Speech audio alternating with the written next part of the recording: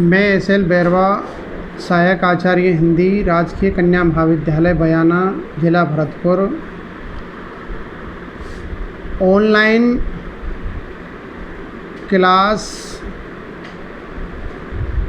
के अंतर्गत या यूँ कहें कि ऑनलाइन ई कंटेंट योजना अंतर्गत आज हम जिस विषय की चर्चा करेंगे वो हिंदी साहित्य का इतिहास है। बीए द्वितीय वर्ष में अध्ययनरत ऐसी छात्राएं जिन्होंने ऐच्छिक विषय हिंदी साहित्य लिया है, उनके लिए यह वीडियो बेहद उपयोगी है, ज्ञानवर्धक है, रोचक है। मेरा प्रयास ये रहेगा कि मैं अच्छे से अच्छा मैटर आपको उपलब्ध कराऊं। तो बीए द्वितीय वर्ष में अध्ययनरत छात्राएं शुद्ध वीडियो को ध्यान से देखें, सुनें और इसका विवेचन विश्लेषण करें। तत्पश्चात प्रस्तुत वीडियो को लाइक करें, कमेंट करें और सब्सक्राइब करने में कोताही ना बरतें। और जिस कंटेंट की विषय वस्तु की हम चर्चा कर रहे हैं, यह विषय वस्तु महाराजा सूरजमल ब्रज विश्वविद्यालय भरतपुर के BA part second year Hindi साहित्य के प्रथम प्रश्न पत्र में सम्मिलित है। पिछले वीडियो में हमने हिंदी साहित्य का इतिहास है, उसमें रीतिकालीन रीतिमुक्त काव्य धारा के प्रमुख कवियों के बारे में चर्चा की थी। आज हम नया बिंदु प्रारंभ कर रहे हैं। रीतिमुक्त काव्य धारा की प्रमुख प्रवृत्तियाँ या विशेषताएं, उस पर हमारा विशेष फोकस रहेगा। तो रीति मुक्त काव्य धारा या यूँ कहें कि स्वच्छंद काव्य धारा की जो चर्चित, जो शाश्वत, कालातीत जो विशेषताएं हैं, उन पर हम चर्चा को अंजाम देंगे। रीति मुक्त या स्वच्छंद काव्य धारा के कवियों की कविता को नेत्रों से नहीं, हृदय की आँखों से पढ़ा जाना चाहिए। ये रीतिमुक्त या रीतिकालीन जो स्वच्छंद काव्य धारा है, उसके बारे में कहा जाता है कि रीतिकालीन रीतिमुक्त काव्य को नेत्रों से नहीं, हृदय की आँखों से पढ़ा जाना चाहिए। प्रेम के क्षेत्र में पवित्रता और उदात्तता को स्थान देने के कारण रीतिमुक्त कवियों ने अपने काव्य में अनेक ऐसी स्थितियों का चित्रण किया है जो आज भी हमारे मन को प्रभावित करती है, प्रेरित करती है और हमें प्रोत्साहित करती है। इसी काव्य धारा की प्रमुख जो विशेषताएं हैं वो इस प्रकार हैं। हम इनका बारी बारी से पॉइंट टू पॉइंट, बिंदु दर बिंदु इनका हम वर्णन करेंगे। तो नंबर 1 लेते हैं, स्वच्छंदता। रीति मुक्त या स्वच्छंद काव्य धारा की प्रमुख विशेषता परंपरा मुक्त मार्ग के ग्रहण से संबंधित है। इन्होंने जो ट्रेडिशन, जो परंपरा है, उसका इन्होंने अनुकरण नहीं किया है, जो ट्रेडिशन है उसको फॉलो नहीं किया है। इन्होंने क्या है, अपना अलग रास्ता अख्तियार किया है, एक अलग क्या है रास्ता, मार्ग बनाया है। इन कवियों ने रीति कवियों से पृथक, अलग अपने काव्य आदर्श प्रतिमान प्रस्तुत किए हैं। वस्तुतः रीति मुक्त कवियों का काव्य भावना प्रधान है। वह बाह्य चित्रण की अपेक्षा आंतरिक चित्रण को अधिक महत्व देता है। बाह्य चित्रण को तवज्जो न दे करके आंतरिक जो चित्रण है, हृदय के जो भाव है, उद्गार है, उनका क्या है, ये अपने काव्यों में चित्रण करते हैं। घनानंद और बोधा जैसे कवियों का उद्देश्य हृदय के भावावेगों को स्वच्छंद भाव से अभिव्यक्त करना था। घनानंद ने इसी कारण प्रिय के रूप सौंदर्य पर समर्पित होने और रीझने को अधिक महत्व दिया है। घनानंद ने इसी कारण प्रिय के रूप सौंदर्य पर समर्पित होने और रीझने को अधिक महत्व दिया है कि मेरा जो प्रिय है वो प्रसन्न हो जाए, मुग्ध हो जाए। बुद्धि को तो उन्होंने अपनी दासी बनाकर रखा था। बुद्धि को कोई तवज्जो रीति मुक्त कवियों ने नहीं दी है। रीजी सुजान सच पच पटरानी, बची बुद्धि बाबुरी है का दासी। यानी रीजी सुजान सच्ची पटरानी, पटरानी का दर्जा उन्होंने हृदय को दिया है, और बुद्धि को तो क्या है, रीति मुक्त या यूँ कहें कि स्वच्छंद काव्यधारा के जो कवि है उन्होंने दासी के समान एक अनुचार का या एक नौकरानी का दर्जा प्रदान किया है। अगली जो विशेषता है, द्वितीय जो विशेषता है रीति मुक्त या स्वच्छंद काव्यधारा की, दूसरी जो विशेषता है वो है वेदना की अभिव्यक्ति। सच्चे रूप में हमें वेदना की अभिव्यक्ति रीति मुक्त कवियों में देखने को मिलती है। स्वच्छंद काव्यधारा के कवियों के प्रेम दर्शन में वेदना की अधिकता है। वेदना इन कवियों के यहाँ इतनी प्रखर होकर आई है, इतनी मजबूत होकर के आई है कि वह संयोग में भी पीड़ित करती रहती है। संयोग में भी क्या है, वेदना से इन कवियों को छुटकारा नहीं मिलता है। यह कैसो संयोग न सूझ परे, यह कैसो संयोग, ये किस प्रकार का संयोग है, कुछ समझ में नहीं आता है। सूझ परे जो वियोग न क्यों हूँ बिछोहत है, यानी संयोग में भी इनको वियोग दिखाई देता है। वस्तुतः इस काल के व्यक्ति में घुटन, पीड़ा, निराशा के भाव ही प्रमुख थे। यही कारण है कि असंतोष से युक्त इस काव्य में जिस प्रेम और उससे संबंधित वेदना की अभिव्यक्ति हुई है, जिस प्रेम और उससे रिलेटेड, उससे संबंधित वेदना की अभिव्यक्ति हुई है, वह अत्यंत स्वाभाविक, आर्टिफिशियल नहीं है, ये बिल्कुल नेचुरल है, नैसर्गिक है, स्वाभाविक और विश्वसनीय प्रतीत होती है। एक उदाहरण हम प्रस्तुत कर सकते हैं। जब ते निहारे घन आनंद सुजान प्यारे, जब से निहारे घन आनंद सुजान प्यारे, तब ते अनोखी आगी लागी रही चाह की। इस पंक्ति का मैं आपको थोड़ा सा भाव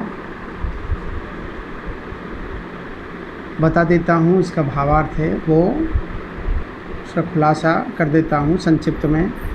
जब ते निहारे, जब से गृहिणी नायिका अपने प्रेमी को जब से निहारा यानी देखा है, उसकी जो रूप सुषमा है, उसका रूप सौंदर्य है, वो उसके हृदय में समा गया है।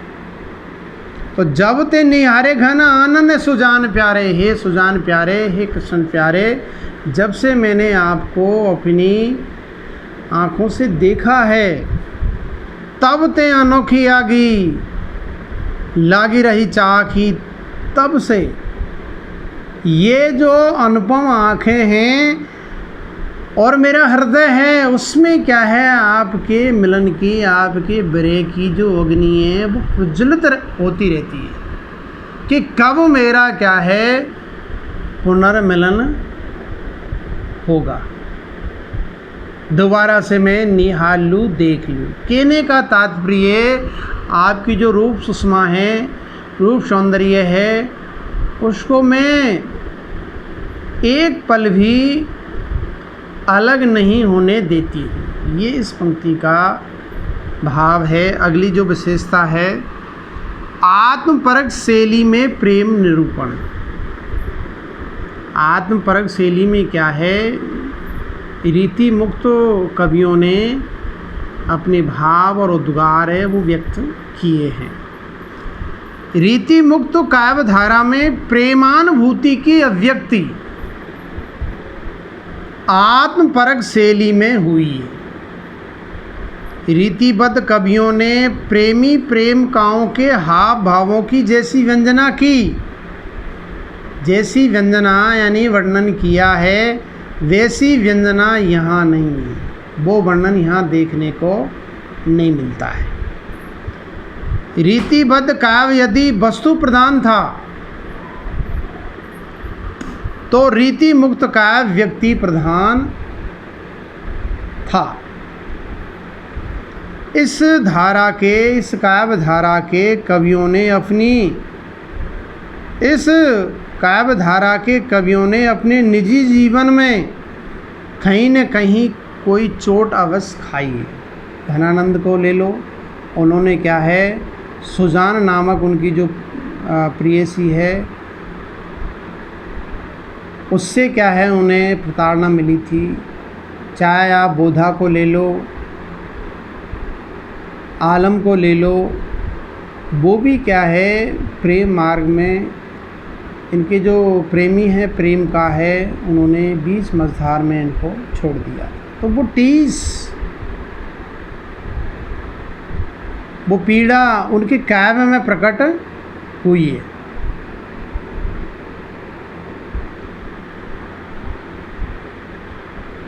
इस धारा के कवियों ने अपने निजी जीवन में कहीं न कहीं कोई चोट अवश्य खाई है, ठोकर अवश्य लगी है। यही कारण है कि रीति मुक्त कवियों का वियोग वर्णन हृदय से निकली हुई आवाज़ प्रतीत होता है।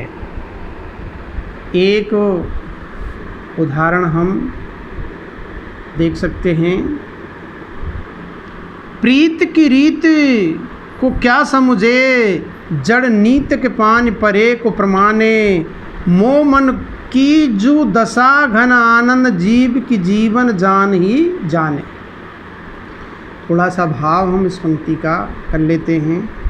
प्रीत की रीत, वो निर्दयी, वो निष्ठुर प्रीति की जो रीत है, रास्ता है, परंपरा है कि किस प्रकार से प्रेम का निर्वाह किया जाता है।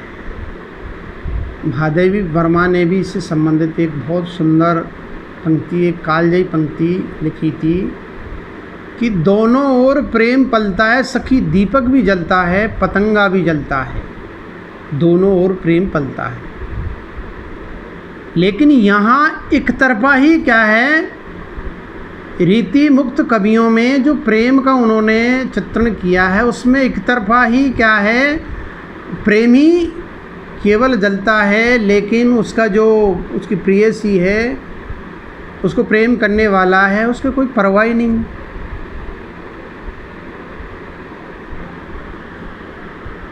तो प्रीत की रीत को क्या समझे वो निर्दयी लोग, जिन्होंने क्या कहते हैं कि जिनके कभी न फटी विवाही वो क्या जाने पीर पर आई। अरे जिन्होंने क्या है इसकी जो फीलिंग, अनुभूति नहीं की है, महसूस नहीं किया है कि प्रेम को किस प्रकार से परिणति तक पहुंचाया जाता है, जिन्होंने कभी क्या है कष्ट भोगा ही नहीं है, तो कष्ट की फीलिंग, उसका अनुभव, उसका दर्द, उसकी टीस, उसकी जलन का उसे क्या एहसास होगा। तो प्रीत की रीत को क्या समझे, जड़ यानी मूर्ख, नीत के पान परे को प्रमाणे, वो कोई नीति नियम है, मरता है तो मर जाने दो।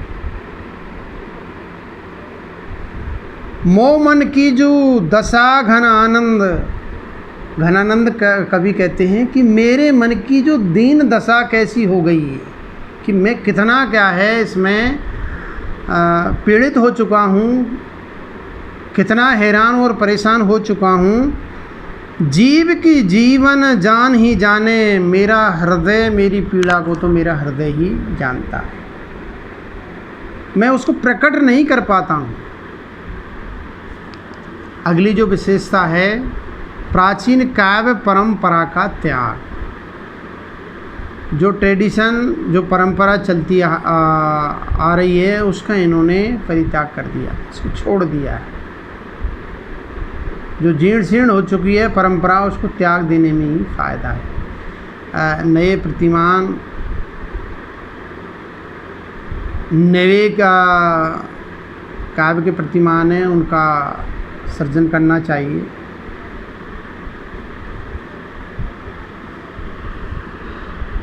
स्वच्छंद काव्य की एक प्रमुख विशेषता प्राचीन काव्य परंपराओं का परित्याग है।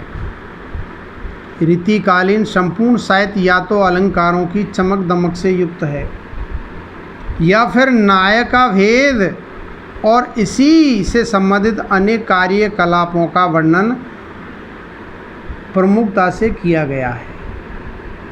रीति मुक्त कवियों ने इन दोनों ही प्रवृत्तियों से बचने का प्रयास किया है। स्पष्टीकरण के लिए ठाकुर और घनानंद के काव्य लिए जा सकते हैं। घनानंद और ठाकुर के काव्य में क्या है, इस परंपरा को हम दे सकते हैं। उन्होंने प्राचीन जो परंपराएं हैं, रूढ़ियाँ हैं, रीतियाँ हैं, काव्य के लक्षण और काव्य की जो रूढ़ियाँ हैं, प्रतिमान हैं, उनको इन्होंने छोड़ दिया है। इनके काव्यों में अलंकार का नाम निशान तक नहीं है, फिर भी कविता अपनी मार्मिकता से पाठकों के हृदय पर अमिट छाप छोड़ती चलती है। इस प्रकार रीति मुक्त कवियों के वर्णन करने योग्य जो विषय हैं और वर्णन शैली दोनों ही काव्य परंपरा से मुक्त दिखाई देते हैं। ये चौथी विशेषता थी।